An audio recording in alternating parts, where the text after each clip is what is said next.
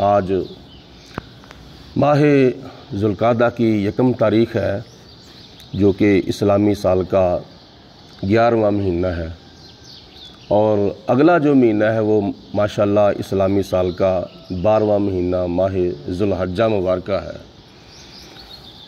جس کو حج کے طور پر تعارف کرایا گیا ہے۔ اللہ پاک کی ذات بابرکات نے ان مہینوں کو بڑی نسبتیں عطا فرمائی ہیں۔ بعض احباب اس کو خالی چاند کہتے ہیں، یہ خالی چاند نہیں ہے، اس کو بھی اللہ پاک نے بڑی نسبتیں عطا فرمائی ہیں۔ حضرت سیدنا ابراہیم علیہ السلام جب اللہ تعالیٰ کا گھر تعمیر کر رہے تھے تو ساتھ بیٹا اور باپ دونوں اللہ کے گھر کی تعمیر بھی کر رہے تھے اور اللہ تعالیٰ کی بارگاہ میں ساتھ دعا بھی کر رہے تھے، ربنا تقبل منا انک انت السمیع العلیم۔ اس سے پہلے کیا الفاظ ہیں؟ وَإِذْ يَرْفَعُ إِبْرَاهِيمُ الْقَوَاعِدَ مِنَ الْبَيْتِ وَإِسْمَاعِيلُ۔ جناب ابراہیم علیہ السلام پتھر لگا رہے تھے اور اسماعیل علیہ السلام پتھر پکڑا رہے تھے، اور جب دونوں باپ بیٹا خانہ کعبہ کی دیواریں بلند کر رہے تھے تو ساتھ اللہ کی بارگاہ میں یہ بھی عرض کر رہے تھے، ربنا تقبل منا، یا اللہ یہ ہماری طرف سے اس خدمت کو قبول فرما۔ حالانکہ اللہ کے نبی کی اس دین کی خدمت کی قبولیت کے اندر کسی قسم کا کوئی شک نہیں ہوتا۔ اس میں ہمارے لیے سبق یہ ہے، اگر خدا تعالیٰ کسی کو مسجد کا کام کرنے کا موقع نصیب فرما دے، کوئی مسجد کی خدمت کرتا ہے کسی لحاظ سے بھی، دستی طور پر، بدنی طور پر، مالی طور پر، وقتی طور پر، تو صرف اور صرف وہ خدمت ہی نہ کرے بلکہ ساتھ دعا بھی کرے کہ یا اللہ میری اس خدمت کو قبول فرما۔ تو اس خدمت کو اللہ پاک قبول فرما لے تو دنیا اور آخرت کے اندر اللہ پاک اس کو بڑا شرف عطا فرماتا ہے۔ تو ساتھ ساتھ دعا بھی کرنی چاہیے۔ اور دعا کیا کر رہے تھے ابراہیم علیہ السلام؟ ربنا، اے ہمارے پروردگار، تقبل، قبول فرما، منا، ہماری طرف سے اس خدمت کو، انک انت السمیع العلیم، یا اللہ بے شک تو دعا کو سننے والا بھی ہے اور دیکھنے والا بھی ہے، سننے والا بھی ہے اور تو جاننے والا بھی ہے۔ جیسا کہ میں نے آپ کو عرض کیا تھا کہ یہ جو خانہ کعبہ بیت اللہ شریف ہے پوری دنیا کے مسلمانوں کا قبلہ، اس وقت تقریباً 2.25 ارب یا 2 ارب مسلمان 5 وقت کی نماز پڑھتے وقت اپنا منہ کعبے کی طرف کرتے ہیں، اور یہ شروع سے لے کے ابھی آدم علیہ السلام پیدا نہیں ہوئے تھے تو اس کعبے کو، بیت اللہ شریف کو اللہ پاک نے قبلہ بنا دیا تھا۔ فرشتوں نے سب سے پہلے بنایا، پھر آدم علیہ السلام نے بنایا، پھر حضرت شیس علیہ السلام نے بنایا، پھر حضرت ابراہیم اور حضرت اسماعیل علیہ السلام نے بنایا، اور پھر ان کے بعد پھر قوم عمالقہ نے بنایا، اور اس کے بعد پھر قبیلہ بنی جرہم نے بنایا۔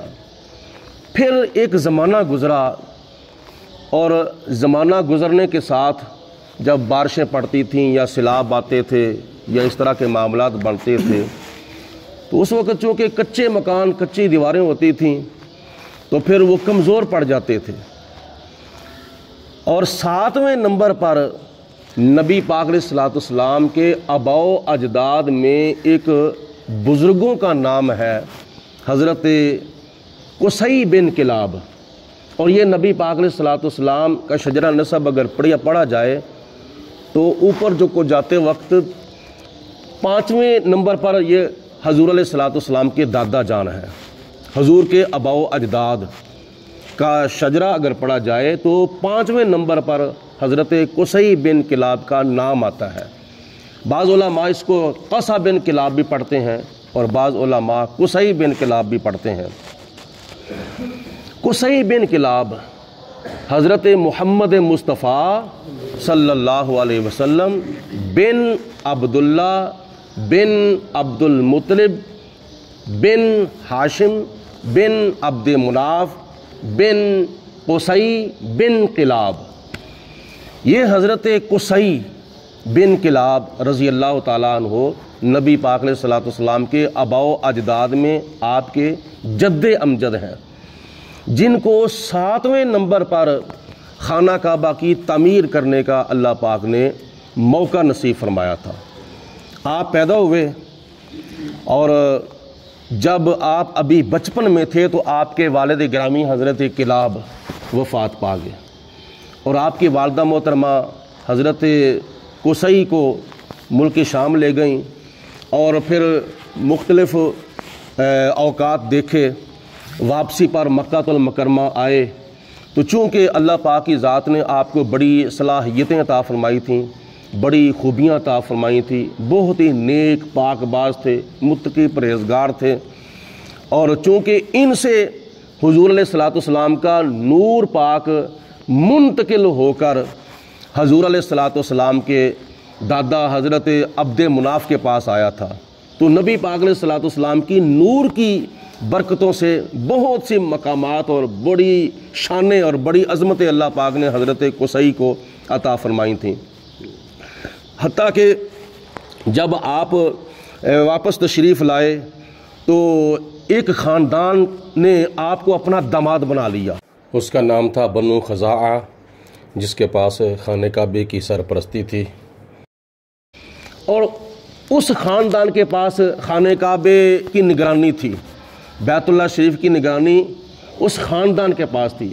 جب آپ کو اپنا داماد انہوں نے بنا لیا تو خاندان نے خانہ کعبے کی نگرانی یا خانہ کعبے کی پاسبانی یا خانہ کعبے کی جو سرپرستی تھی وہ حضرت قصی بن کلاب رضی اللہ تعالیٰ عنہ کو دے دی۔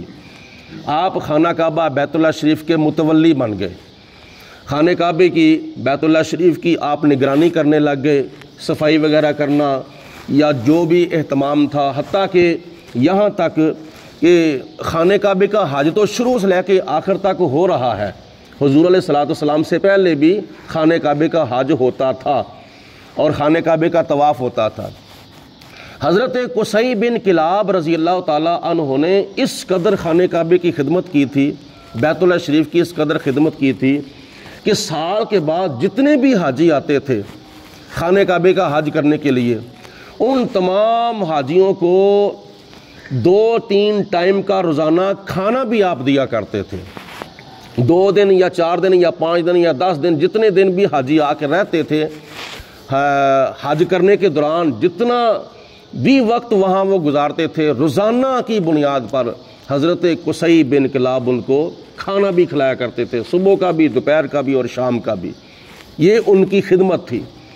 اور پھر ان کے زمانے میں خانہ کعبے کی دیواریں جو تھیں وہ کیا نام ہے کمزور پڑ گئیں بارشوں کی وجہ سے یا سیلاب وغیرہ آنے کی وجہ سے، تو حضرت قصی بن کلاب رضی اللہ تعالیٰ عنہ نے خانہ کعبے کو دوبارہ سے تعمیر کیا، اور اس طرح تعمیر کیا کہ آپ کے تعمیر کرنے سے پہلے خانہ کعبے کا دروازہ نہیں ہوتا تھا اور چھت نہیں ہوتی تھی۔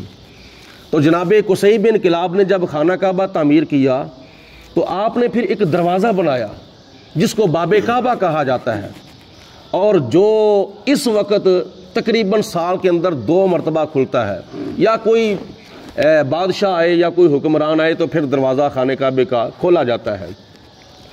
اور آپ نے پھر اس کے اوپر چھت ڈلوائی، اور جب چھت ڈلوائی تو پھر خانہ کعبے کا پرنالہ بھی لگایا گیا، اور خانہ کعبے کا جو پرنالہ ہے وہ مدینہ المنورہ کی طرف کیا گیا، یعنی جس طرف مدینہ شریف ہے شمال کی طرف، اس طرف وہ پرنالہ جو تھا وہ کیا گیا، جس کو آج میزاب رحمت کہا جاتا ہے۔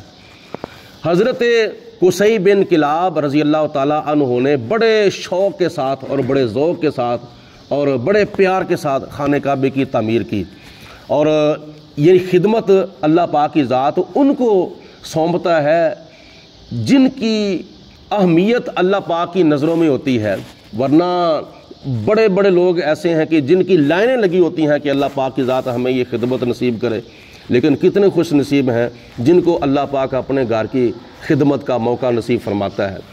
یہ مشہور و معروف ہے حضرت ابراہیم علیہ السلام لیکن جناب ابراہیم علیہ السلام سے پہلے بھی اور حضرت ابراہیم علیہ السلام کے بعد بھی بہت سے خوش نصیبوں کو اللہ پاک کی ذات نے اس خدمت کا موقع نصیب فرمایا ہے۔ اللہ ہم سب کو عمل کرنے کی توفیق عطا فرمائے۔ وآخر دعوانا ان الحمدللہ رب العالمین۔ صلاۃ و سلام علیک یا سیدی یا رسول اللہ وعلی آلک وصحبک یا سیدی یا حبیب اللہ۔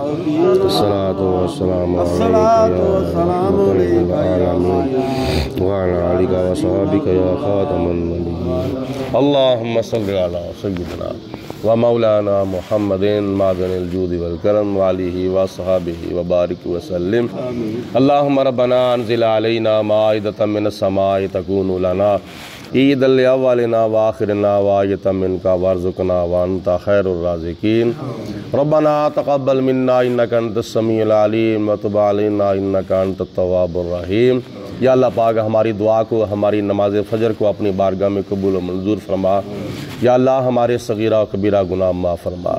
یا پروردگار عالم ہماری غلطیاں کوتاہیاں معاف فرما۔ بیماروں کو شفاء کاملہ صحت عاجلہ عطا فرما۔ سب کو حج بیت اللہ کا موقع نصیب فرما۔ نبی پاک علیہ السلام کے در پاک کی بار بار حاضری نصیب فرما۔ یا اللہ پاک سب کے کاروبار میں، مال جان میں برکتیں عطا فرما۔ رزق حلال میں وسعت عطا فرما۔ تنگ دستیوں سے بچا، پریشانیوں سے بچا۔ ساری امت مصطفیٰ کو خوشحالیاں اور آزادیاں اور خود مختاریاں عطا فرما۔ غیروں کی محتاجیوں سے محفوظ فرما۔ مرتے وقت کلمہ پڑھنا نصیب فرما۔ صلی اللہ علی حبیبہ